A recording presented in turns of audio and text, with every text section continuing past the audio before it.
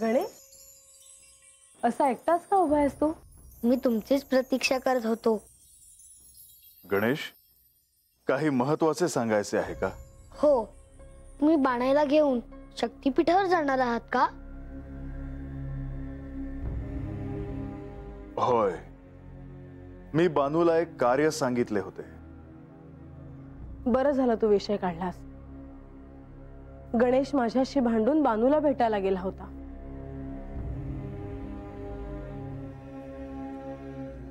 गणेश, मातेची इच्छा नसताना तू तिकडे गेला होतास?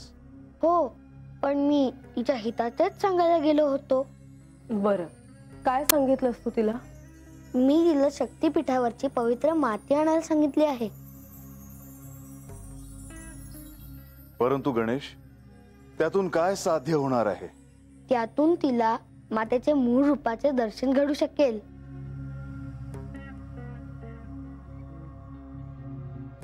हे तू उत्तम केलेस गणेश.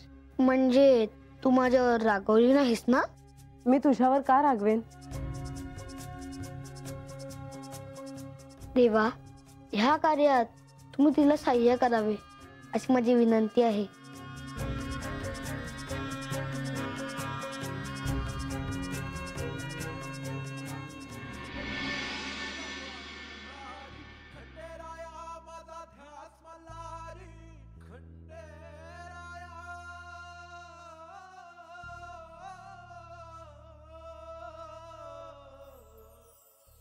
नामागुमी पायरी तुझी देवा, नामागु तुझी मी सावली देवा, मला गावाला सारा जग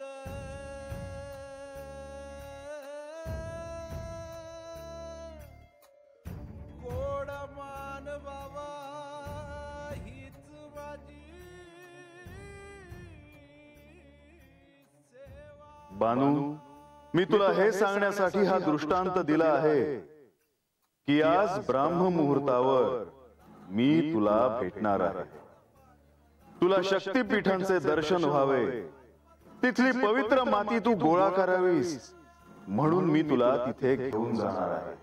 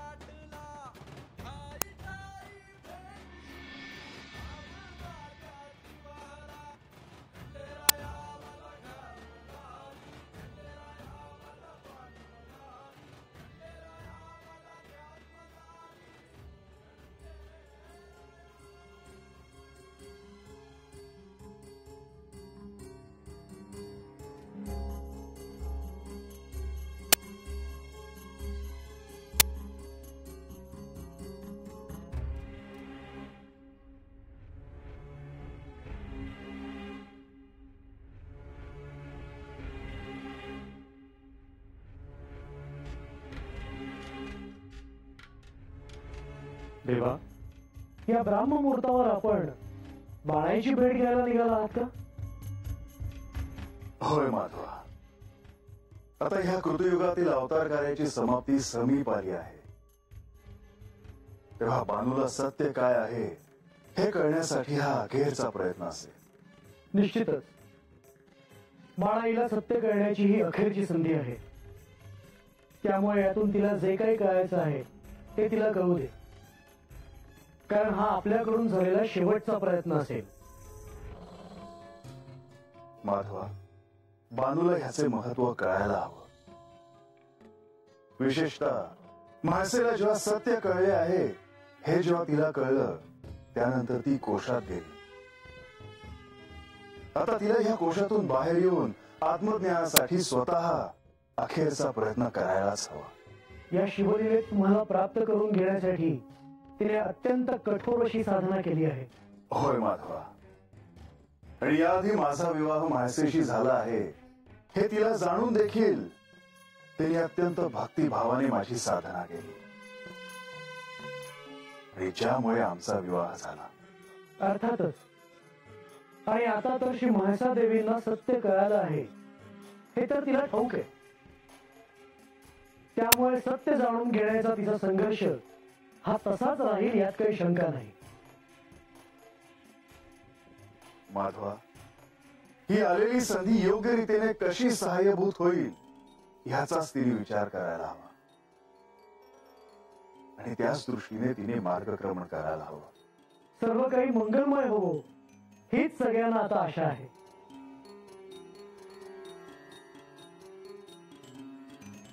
माधवा, ब्राह्ममुहूर्ताची वेळ समीप आली आहे. आता मला प्रस्थान करायला हवं.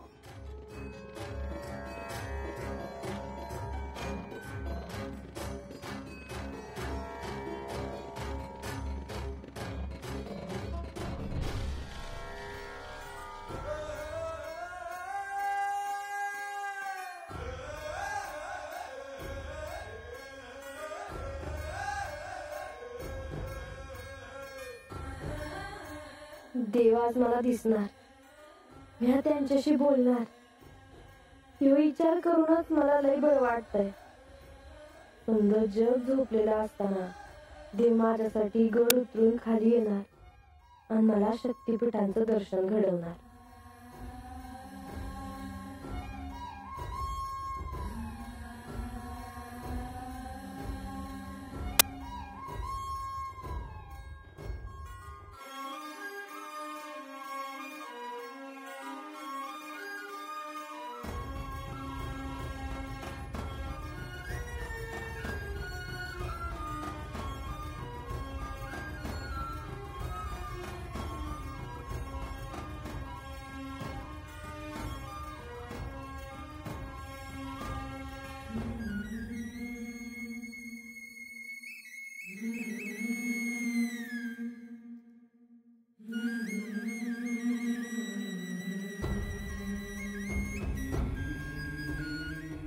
देवा, तुम्ही असं का वागला माझ्या संग?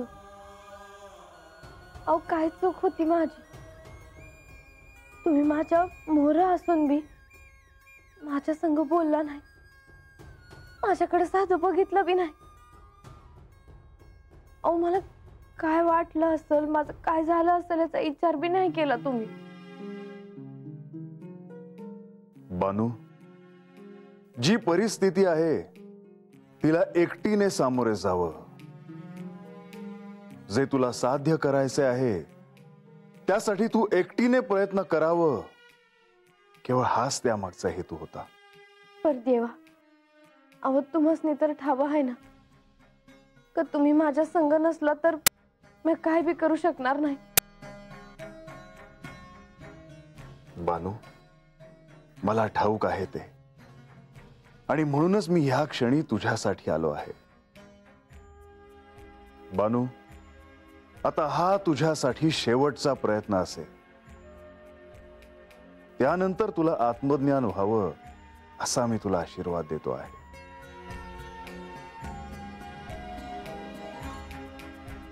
शुभम भवतु. बानू, आता आपण शक्तिपीठांकडे प्रस्थान करूया. मी तुला जे काही सांगणार आहे त्याकडे तू ध्यानपूर्वक लक्ष दे. बानू, अशी एकूण 112 शक्तिपीठ आहे. ह्या सर्व शक्तिपीठांचे जरी दर्शन घेता आले नाही तरी ह्यामधील केवळ 52 शक्तिपीठांचे दर्शन घेतले तरीही आदिशक्ती प्रसन्न होते. परंतु बानू, आपल्याकडे जो अवधी आहे तो अत्यंत अल्प आहे. त्यामुळे मी तुला केवळ 12 शक्तिपीठांकडे घेऊन जाणार आहे, आणि ह्या 12 शक्तिपीठांचं जरी दर्शन घेतलं तरीही तुला तेच पुण्य लाभेल. पर ही 12 शक्तिपीठ कोणती आहेत जी? कालीघाटची कालिका, नीलांचल पर्वताची कामाख्या, कांचीपुरमची कामाक्षी, श्रीशैलमची ब्रह्मरंध्र, कन्याकुमारीची श्रीकुमारिका, करवीरची श्री महालक्ष्मी, उज्जैनची महाकाली, प्रयागची ललिता, विंध्याचलची विंध्यावासिनी, गयेची सुंदरी, काशीची विशालाक्षी आणि हिमालयाच्या प्रदेशातील मंगलावती.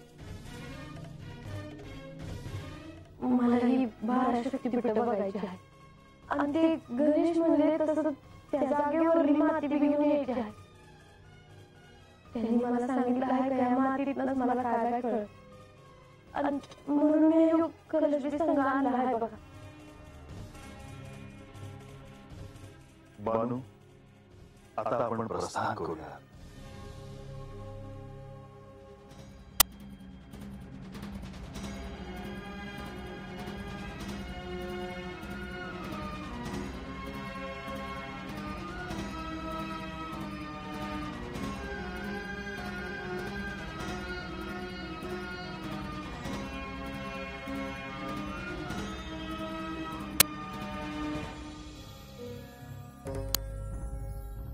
श्री खंडेराय बांधवाला शक्तिपीठांवर घेऊन जाणार आहे ते ठाऊक होतं, म्हणून भेटायला आले. हे कार्य निर्विघ्नपणे पार पडेल ना ह्याचीच काळजी होती. हो, ब्राह्ममुहूर्तापासून सूर्योदयापर्यंत सावधी आहे देवी. त्या जे घडेल त्यावर सगळं अवलंबून आहे. मी तर पुढचाच विचार करते आहे. एवढ्या कालावधीनंतर तुम्ही कैलासात परत जाल आणि आम्ही विष्णू लोकात जाऊ. किती अद्भुत असेल तो प्रसंग. पण बानू जर आमच्या सोबत आले तर मला वाईट वाटेल. परंतु जर तुम्ही दोघांनी ठरवलं तर अगदी शेवटच्या क्षणीही तिला योग मार्गाने किंवा शक्तिपाताने सत्य कळू शकतं. देवी, आजपर्यंत या अवतारात आपण मनुष्य जन्माचे सगळे नियम पाळत आलो, पण तिच्यासाठी नियम बदलायचा का हा एक प्रश्नच आहे. एक वेळ मी तरी तयार होईल, पण हे तयार होणार नाहीत. आख्यानाची सांगता करणे ही आपल्या हातात आहेच. मल्हारी चरित्राचे सांगायचे राहून गेले आहे ते देखील सांगून होईल. हो, आणि त्यातच योग्य वेळ बघून मला मी कोण आहे याची घोषणा करावी लागेल. आता हे सगळं घडल्यानंतर बांधला जयाद्रीचा जन्म आठवणार नाही असं कसं होईल? माझ्या मनात दुसराच विचार येतो आहे देवी. बांगला जेव्हा कळेल की मी पार्वती आणि ती जयाद्री आहे तेव्हा ती शिवणकी येण्याचे धाडस करणार नाही आणि तिथे राहण्याचा आग्रह धरू शकते.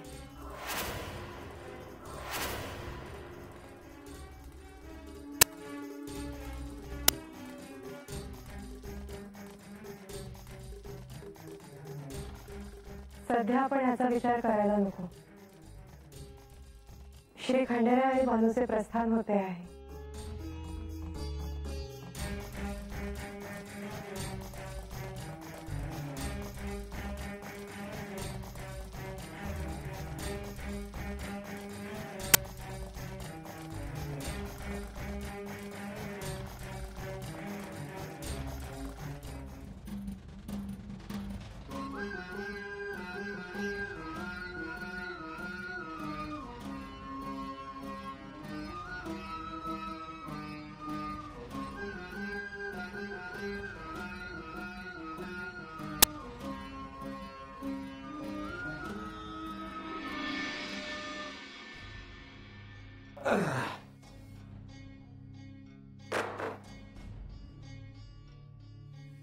आजा, अरे बानू कुठं दिसत नाही. आत मी नाही.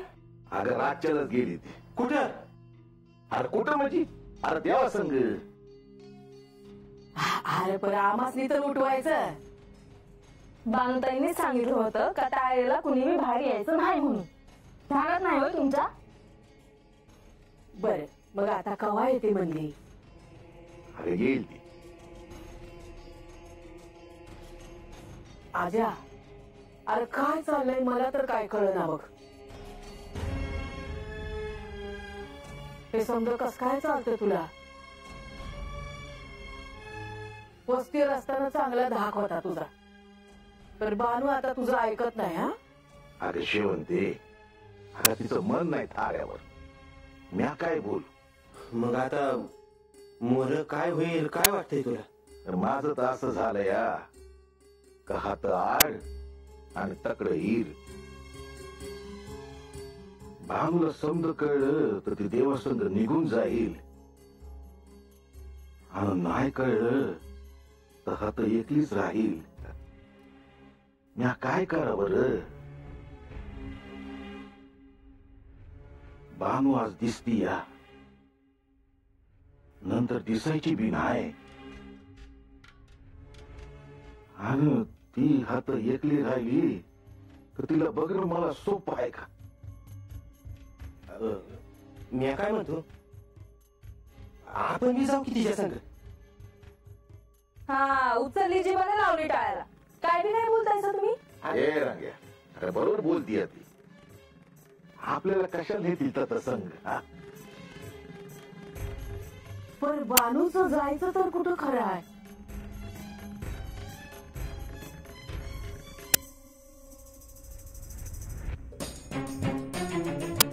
बानू, याआधी मी तुला काशी इथे घेऊन गेलो होतो. काशीच्या विशालाक्षीचे दर्शन तुला घडवले होते, आणि आता मी तुला उज्जैनीच्या महाकालीकडे घेऊन जातो आहे.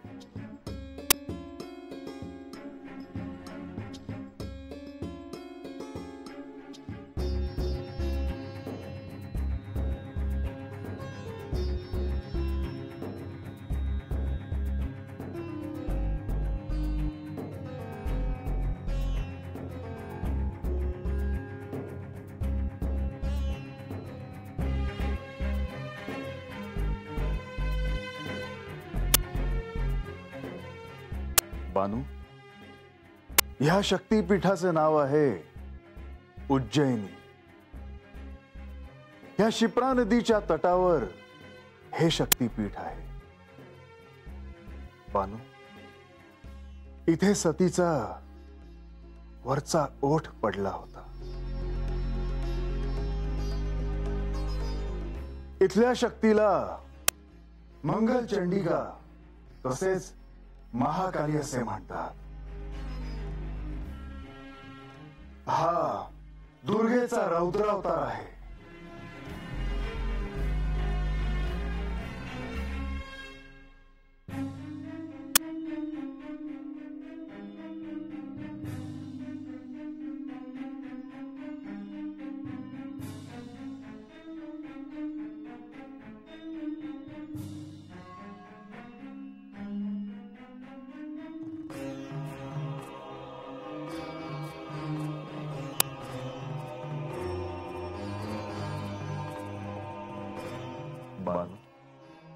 गणेशाने तुला या पवित्र तीर्थक्षेत्रांची माती गोळा करायला सांगितली आहे. त्या प्रत्येक तीर्थक्षेत्राची माती तू या कलशात गोळा कर. ह्या मातीमध्ये तुला आदिशक्तीच्या पूर्ण रूपाचे दर्शन घडेल. जिथे जिथे सतीच्या शरीराचे भाग पडले होते तिथे तिथे मी शक्तीपीठाची स्थापना केली होती, आणि त्या प्रत्येक शक्तीपीठाच्या रक्षणासाठी मी भैरवाची निर्मिती केली आहे. बानू, या उज्जैनीच्या शक्तीपीठाचे रक्षण करण्यासाठी मी ज्या भैरवाची स्थापना केली त्याचे नाव आहे कपिलांबर.